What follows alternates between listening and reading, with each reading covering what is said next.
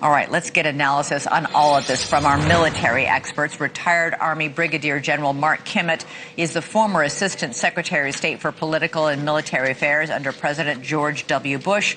Retired Vice Admiral Robert Harward is a former Deputy Commander of CENTCOM. He grew up in Iran and is now a member of the Iran Project with the Jewish Institute for National Security.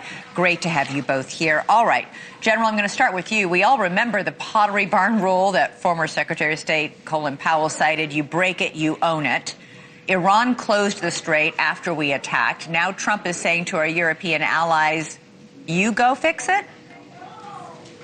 Well, there is some logic to that. From 1981 to 1988, we escorted Kuwaiti tankers through the Strait of Hormuz to make sure that they were not hit in the ongoing Iraq-Iran war, which Admiral Harward knows well. But we were non-belligerents at that time. And the fact remains is that Secretary of Defense Hegseth is generally correct. We don't use the strait for our oil as much as the Europeans and Chinese do. Yes, it's a worldwide commodity, but that oil is heading to Europe and China. Those countries have significantly better mine, countermine capabilities on their ships, and they're non-belligerents. So if they escorted ships through the strait, one would have to ask, is Iran willing to go to war with France and Germany and the United Kingdom and China in order to try to prevent those ships from stopping? So there is some logic. I hope there are better ways to do it, but there is. They're not entirely incorrect on how the allies could help. But to be clear, General, you're saying that it's not the United States' responsibility at all to try and get the Strait of Hormuz open. We've been hearing the administration talk about that nonstop almost for the past couple of weeks. And now for them to suddenly saying, President Trump suddenly saying, it's not our problem, you guys go get your oil. Well, it's a question about whether we want to be a world leader or simply one of the gang. The United States is often accused of being the world's policeman, and at this time, I think many of those countries that accused us of it are now asking us to, in fact, be the world's policeman.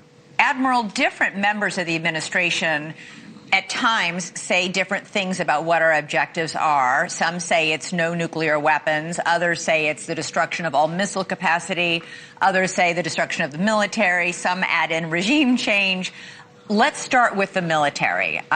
Iran's military has, in fact, been extremely hard hit, has, in fact, been decimated. We are now flying these B-52s over Iran, and that says a lot about how degraded Iran's air defenses are. Well, not only how degraded they are now, but what they will be. We're committed to the end state of making sure they cannot protect any power. And just as Mark just talked about, that makes escort operations a lot easier. But first, let me go back and first off, my heart and prayers and thoughts go out for Shelley, the abducted journalist. You can rest assured with all this going on in Iran right now, American forces will be focused on that and going after her recovery first and foremost, something we have a very good track record of doing. But back to this issue, I think that's what the president's talking about, this timeline.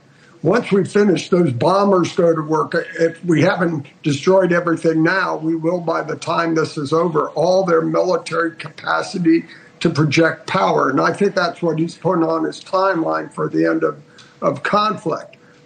And that will ensure free flow of traffic, escorted or not, through the straits.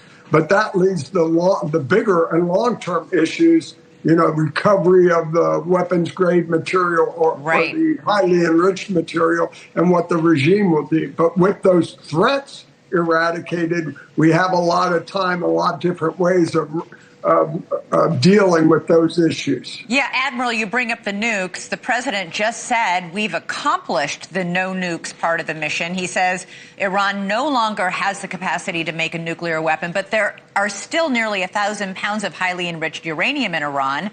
There's still a regime in control that is as hardline and anti-American as ever. How can we call this a victory if we don't remove the uranium and if the guys in charge are a reshuffling of leadership, not really a change in leadership? Well, again, once you take out their power, their military power, they can't launch missiles. They don't pose a threat to the GCC, our bases, or the flow of oil. You can deal with that over the long term because then they're powerless. You can demand, you can act to recover that outside of the conflict. It's not going anywhere. And if it is going somewhere, we've achieved those goals. But if they don't have power that they can project, they can't defend themselves, just like those bombers going over the skies, we can still deal with that over the long term. Time becomes less relevant than this current issue, ensuring the world economy is humming nicely with the flow of oil. Well, we hope that happens. That's going to take a while because, as you know, it all goes up like a rocket and down like a feather.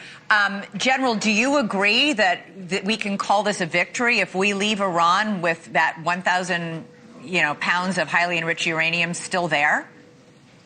Well, it's not an exact analogy, but I think it's important to recognize that Iran is not a nation state. It's a resistance movement.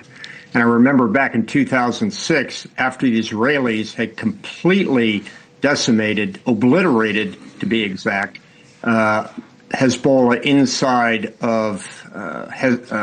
of southern Lebanon, and when they pulled out, the first thing that happened, out of the rubble came Hassan Nasrallah, who declared victory. It's important to understand that we can claim victory, but the Iranians will as well, because their goal is to win by not losing. By not dying. Well, no. In case dying, they're a shaheed. They're a martyr. Yeah. They just make sure that they resist. They don't talk about victory. They talk about resistance. And with all due respect to my superior officer there, Admiral Harward, I think what he is suggesting is what the Israelis have gone through for years and years.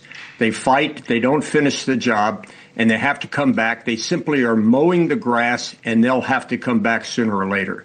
I don't want to have to come back to Iran, and we will not be able to come back to Iran once they have a nuclear weapon.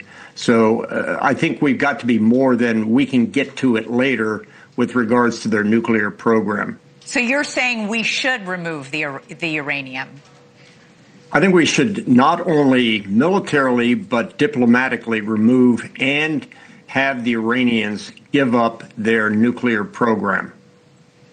That is a tall order, General, as you well know, and the Admiral. That's the policy we had going into this war, and just because it's been a tough war, we shouldn't change our policy midway through it. Right, but to state the obvious, that is not going to be done in the next 2 weeks and a few days, as President Trump just said. All right, General Kimmitt, Admiral Harward, I always learn something talking to the two of you. Thank you both so much. Really appreciate it.